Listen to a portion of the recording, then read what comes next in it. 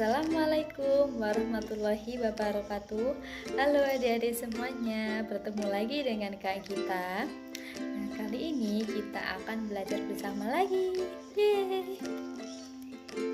Nah, namun kali ini kita akan belajar mengenal bilangan berpangkat bulat positif. Seperti apa sih? Silakan disimak dengan baik ya.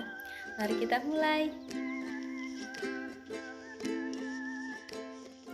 Materi yang akan kita bahas kali ini adalah yang pertama ada definisi bilangan berpangkat, yang kedua ada faktor bilangan, yang ketiga ada sifat-sifat bilangan berpangkat, dan yang keempat ada membandingkan bilangan berpangkat besar. Kita bahas satu-satu ya, mulai dari definisi bilangan berpangkat. Bilangan berpangkat juga dikenal dengan bilangan eksponen. Perpangkatan suatu bilangan artinya perkalian berulang dengan bilangan yang sama. Jika A adalah sebarang bilangan bulat dan N bilangan bulat positif, maka berlaku A pangkat N sama dengan A dikali A dikali A dikali titik-titik dikali A sebanyak N kali. Nah, A pangkat N adalah bilangan berpangkat, lalu A merupakan bilangan pokok atau basis, dan N adalah pangkat atau eksponen.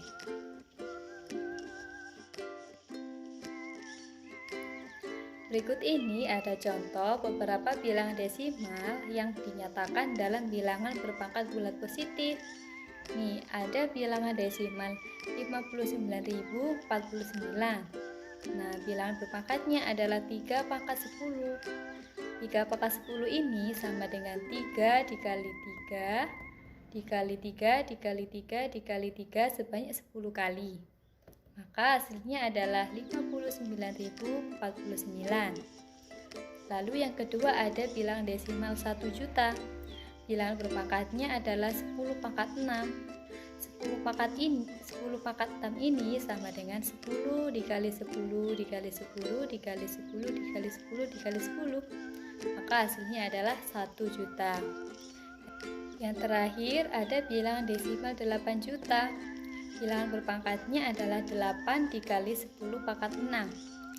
8 dikali 10 pangkat 6 sama dengan 8 dikali 10 dikali 10 dikali 10 dikali 10 dikali 10 dikali 10 sama dengan 8 dikali 1 juta, maka hasilnya adalah 8 juta. Berikutnya ada faktor bilangan. Bilangan bulat A dikatakan faktor dari bilangan bulat B jika ada bilangan bulat N sehingga A dikali N sama dengan B. Untuk menyatakan bilangan desimal menjadi bilangan berpangkat, salah satu caranya adalah dengan menentukan faktor-faktornya terlebih dahulu. Seperti apa itu? Nah, ini contohnya. Ubahlah bilangan desimal 648 menjadi bilangan berpangkat. Nah, yang pertama, 648 ini kita bagi 2. Hasilnya adalah 324. Lalu kita bagi 2 juga, maka hasilnya adalah 162.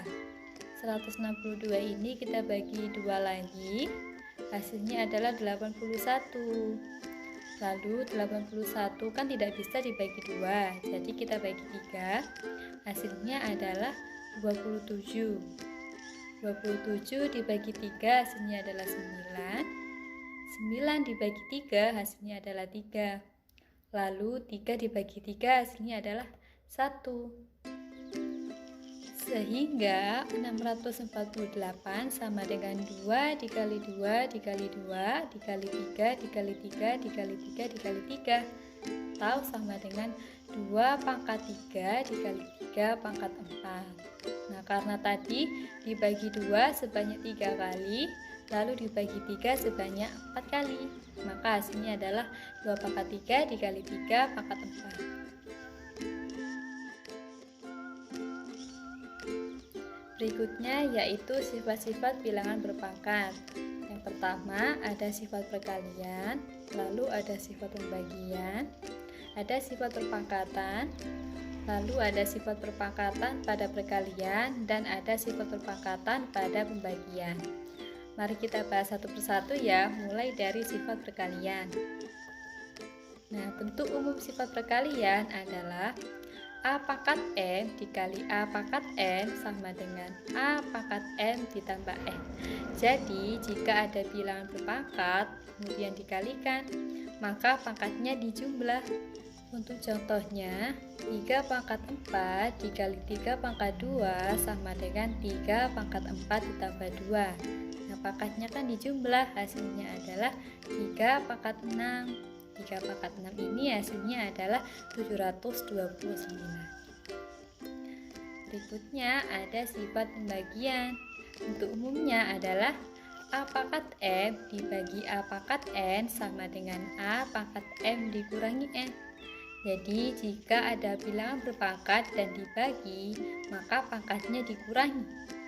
Contohnya, 2 pangkat 9 dibagi 2 pangkat 4 sama dengan 2 pangkat 9 dikurangi 4. 9 dikurangi 4 adalah 5, jadi 2 pangkat 5. 2 pangkat 5 hasilnya adalah 32.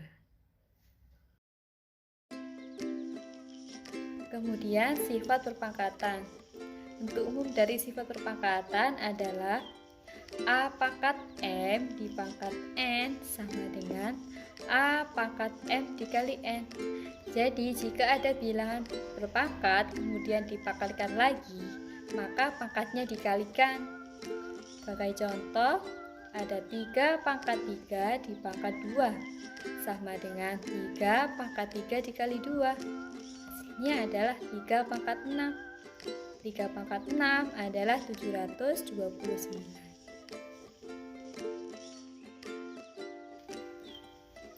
Berikutnya adalah sifat perpangkatan pada perkalian. Untuk umumnya adalah dalam kurung A dikali B pangkat M sama dengan A pangkat M dikali B pangkat M.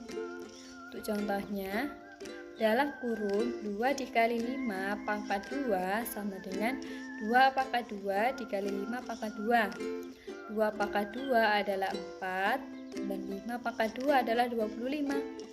Jadi 4 dikali 25 hasilnya adalah 100. Nah, yang terakhir ada sifat perpangkatan pada pembagian. Untuk umumnya adalah A per B pangkat M sama dengan A pangkat M per B pangkat M.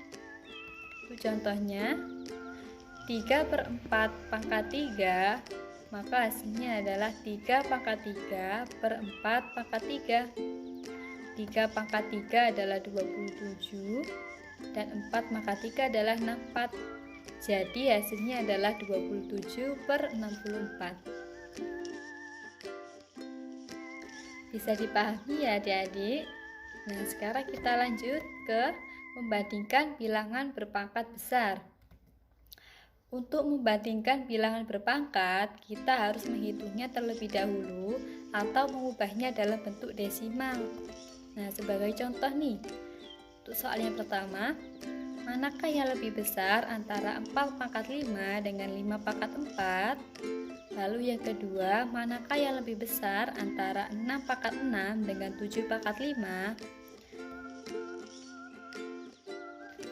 Penyelesaiannya untuk nomor 1, 4 per 5 itu bisa kita tuliskan 4 dikali 4 dikali 4 dikali 4 dikali 4. Hasilnya adalah 1024. Lalu 5 pangkat 4 sama dengan 5 dikali 5 dikali 5 dikali 5. Hasilnya adalah 625. Nah, lalu kita lihat mana yang lebih besar. Untuk 4 pangkat 5 hasilnya adalah 1024. Lalu untuk 5 pangkat 4 hasilnya adalah 625. Nah, jadi nampak bahwa 4 pangkat 5 lebih besar dari 5 pangkat 4. Untuk soal yang nomor 2, sama caranya. 6 sama dengan 6 dikali 6 dikali 6 dikali 6 dikali 6 dikali 6. Hasilnya adalah 46.656. Untuk yang kedua, 7 pangkat 5 sama dengan 7 dikali 7 dikali 7 dikali 7 dikali 7. Hasilnya adalah 16.807. Nah, mana itu yang lebih besar? Ya, yang lebih besar adalah 6 pangkat 6. Nah, jadi 6 pangkat 6 lebih besar dari 7 pangkat 5. Selanjutnya, kakak akan beri contoh soal. Soal yang pertama, ubahlah bilangan 5.000 menjadi bilangan berpangkat. Caranya adalah kita harus membaginya. Untuk yang pertama, 5.000 kita bagi 2, hasilnya adalah 2.500. Lalu 2.500 kita bagi 2 juga, hasilnya 1.250. Lalu 1.250 ini kita bagi jadi 5, hasilnya adalah 250. 250 dibagi 5 hasilnya 50. 50 dibagi 5 hasilnya 10. Lalu 10 dibagi 5 hasilnya adalah 2. Dan 2 dibagi 2 hasilnya 1. Jadi selesai. Nah, sehingga 5.000 sama dengan 2 dikali 2 dikali 2 dikali 5 dikali 5 dikali 5 dikali 5, atau sama dengan 2 pangkat 3 dikali 5 pangkat 4.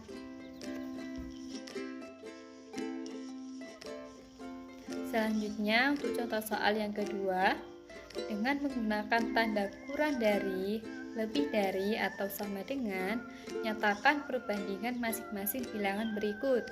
Untuk yang A, 10 pangkat 8, titik 8 pangkat 10. Untuk yang B, 1000 pangkat 100, titik 1000 pangkat 99. Untuk yang A, kita perhatikan yaitu 10 pangkat 8 dengan 8 pangkat 10. Kan susah itu ya, jika dibandingkan mana sih yang lebih besar. Nah, kita bisa pakai cara ini. 10 pangkat 8 bisa kita ubah menjadi 2 dikali 5 pangkat 8. Lalu 8 kan sama dengan 2 pangkat 3. Nah, jadi 8 pangkat 10 sama dengan 2 pangkat 3 dipangkat 10. Nah, jadi hasilnya adalah 2 pangkat 8 dikali 5 pangkat 8. Lalu 8 pangkat 10 adalah 2 pangkat 30. Nah, itu jadi bisa kita lihat ya, mana yang lebih besar. Ya, jadi yang lebih besar adalah 8 pangkat 10. Jadi yang A tandanya adalah kurang dari. 10 pangkat 8 kurang dari 8 pangkat 10. Kemudian untuk yang B, 1000 pangkat 100, titik 1000 pangkat 99. Nah, kalau ini mudah ya, kan itu bilangannya sudah sama, 1000 dengan 1000. Nah, sekarang kita perhatikan pangkatnya, yang satu pangkat 100, yang satu pangkat 99.